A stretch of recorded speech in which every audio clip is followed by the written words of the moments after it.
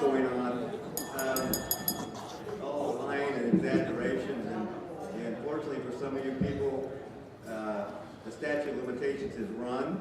I've heard tales of felonies and misdemeanors. I believe every one of those. I hope everyone's enjoying the meal. We're going to get into the program to celebrate 50 years of tea. It's a simple declarative sentence, but for each one of us, 50 years of tea means a novel, an essay, an autobiography, and we're very grateful to the gentleman who started the chapter in 1962 and 63. Within 1 year, they got a chapter that was exactly what they started out with, a bunch of individuals and eccentrics, which continues to this day. And, bright and intelligent people, and they started out with the idea, new on this campus, that people should be judged on their personal worth and character and not on their race or the religion or submission to physical hazing. We may take all that for granted, but it was new then. And so I would like for each of the what I'm calling the pioneers, the guys in the class of 62, 63, 64, and the first pledge class of 66 to stand up and let's give them a cheerful round of applause.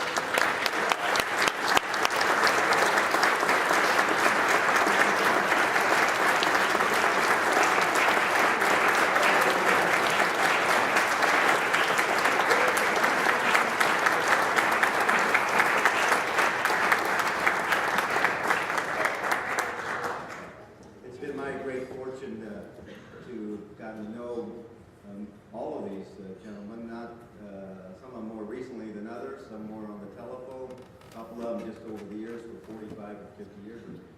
They weren't in my class, still aren't in my class in that regard, but they were, a couple of them have been really close friends, and I mention that because I was talking to the younger guys.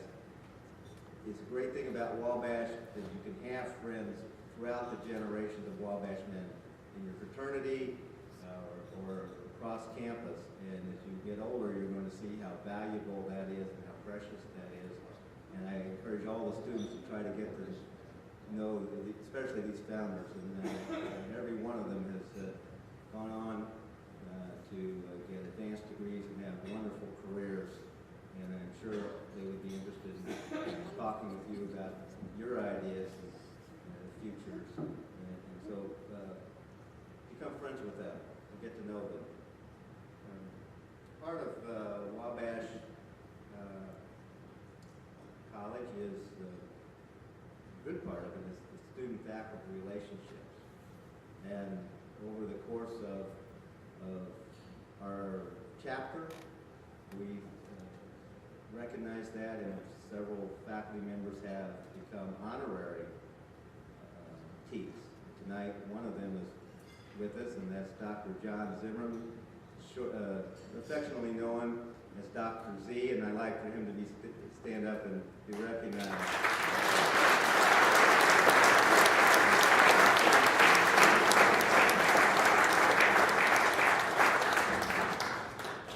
As part of the celebration, there are several souvenirs that you may have seen. There's a pennant. There's a collage. This is the Wabash College collage. And there's a booklet. All of you, each of you is entitled to one. Or you could have more than one, but each of you is entitled to one. Second thought, only 49% of you are entitled to that. At any rate, I stand on my first. I'm not flip-flopping. I'm going back to what I said first. 100% of you are entitled to each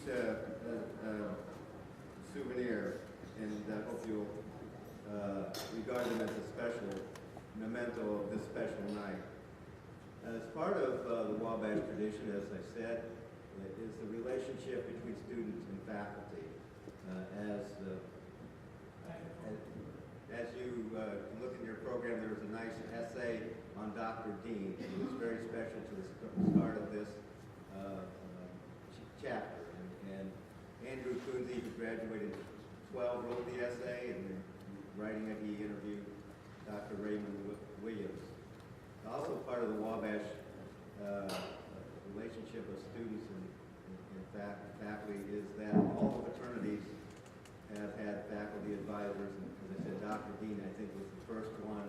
Today we have 2 of them for the TKE, and each is going to say a few words to us. The first would be Dr. David Blix, class of 1970, and professor of religion, one of the most esteemed professors on this campus.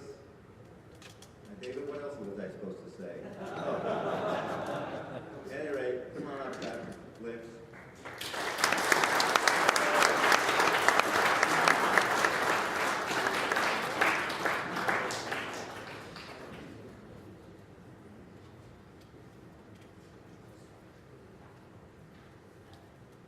I will be autobiographical, and I will be brief. When I was a student at Wabash, I graduated in 1970. I did not belong to a fraternity.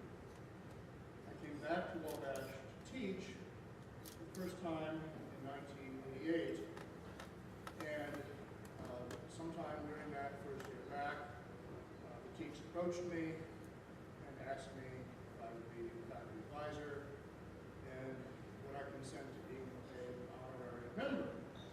And I was delighted with that, and I said yes, which leads to 2 stories.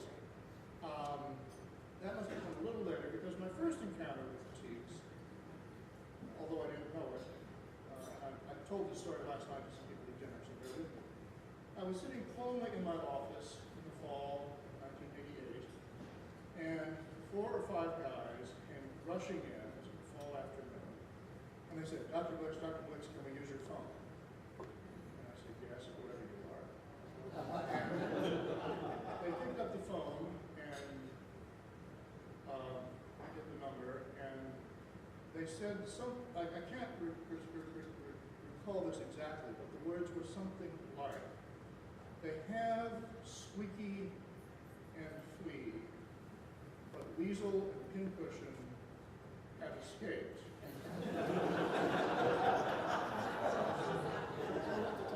What shall we do now? And they hung up and said, thank you, Dr. Blix, and left. I sat there and said, what the hell was that? And I made inquiries, of course, found out they just walked out and they were engaged in capture the flag. So that was number 1. Number 2 was when I was asked to become an honorary, and was initiated. I was very pleased. The date was scheduled for the initiation. At the risk of perhaps offending the delicate sensibilities of some of you, I should mention, in the interest of full disclosure, that for 2 weeks prior to the initiation, Teeks would keep sneaking up behind me and go, bah.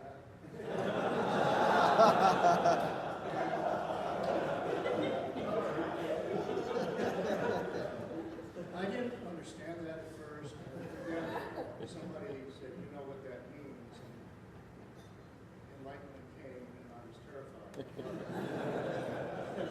But the evening rolled around. The initiation was in the Karnak room at the previous TKE house. It was very beautiful, deeply moving, and I was grateful then, grateful now. I might mention that shortly after, another faculty member was initiated, who is technically my pledge son. Anybody guess who that was or is? It's Professor Hoerl. So that should give you something. Anyway, thank you so very, very much.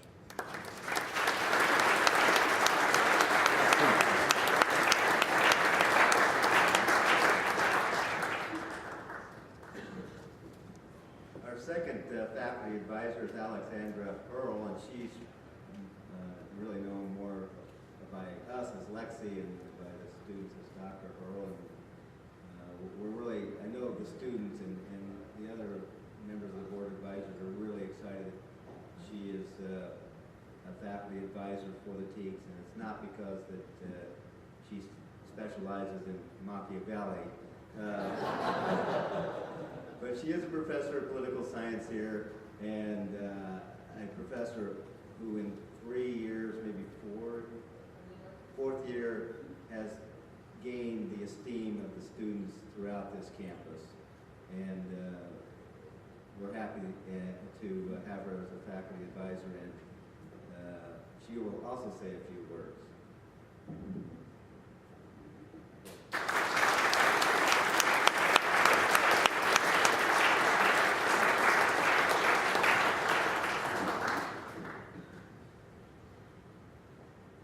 Like my colleague, Professor Blix, I also was not a member of a fraternity while I was in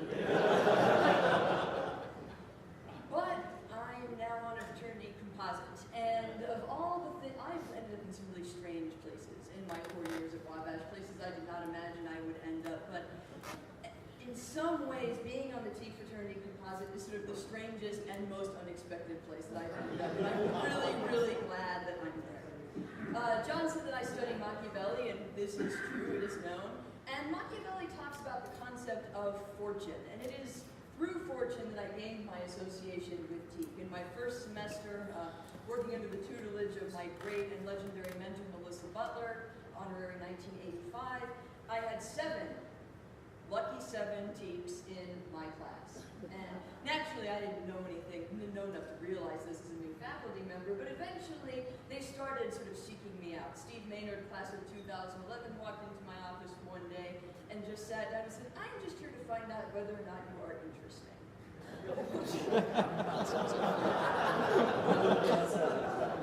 I suppose I passed some level of test because everybody kept on coming and more TKEs kept on showing up, and the amount of candy that they've eaten in my office in the last 3 years has really been sort of an outstanding amount.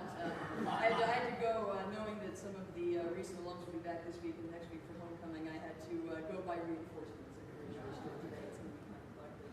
So, but that was a great stroke of fortune that I had all those TKEs first semester, because those TKEs, particularly these guys who graduated last year, they were the ones who sort of reached out, grabbed me, and said, whether you like it or not, Hoerl, you're going to be a part of this college.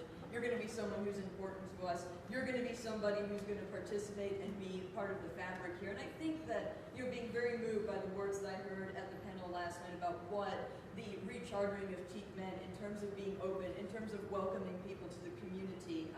As I sat and I ate breakfast with Andrew Kunze this morning, and just the level of friendship that I had with him, and the level of sort of security and the trust that I had with him. I may not be a member of the fraternity, but that bond has been extended to me, and I'm so glad that it has, and I'm so glad that this event is happening, and I'm so glad to meet everybody who's here. Thank you for your time.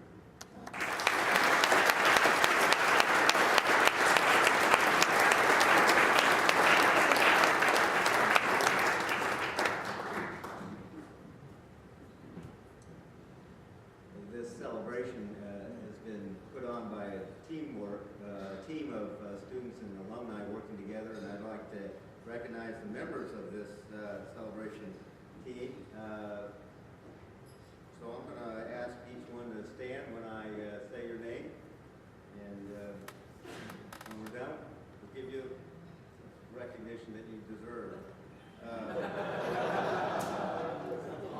Hey. Dennis Finch, class of 03. Yeah.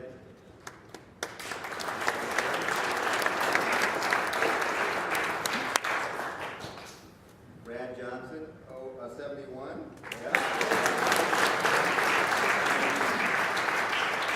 John Kerezy, 77.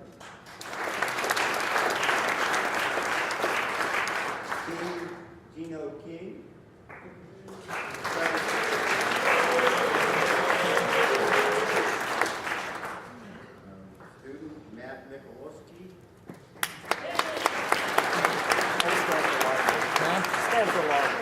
Another student, senior Philip Robin.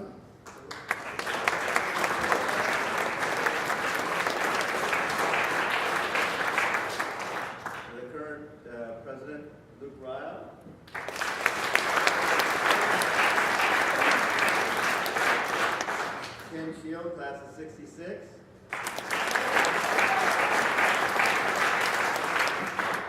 And Joe Stoutner, class of 1.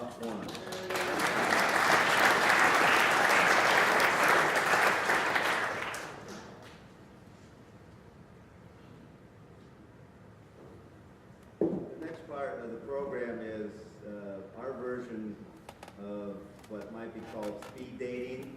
Well, we're going to be a series of short talks covering 50 years with representatives throughout the 5 decades. Generally speaking, they're supposed to be 6 to 8 minutes, and they are their own censors. So, this talk may be monitored for quality control. And will be recorded. Yeah, it will be recorded, and that is a fact, because Matt is recording it on the camera. I don't know if that's an admonition or just information. Our first speaker is Roger Alig, class of 63. Roger was one of the founders. His uncle had been part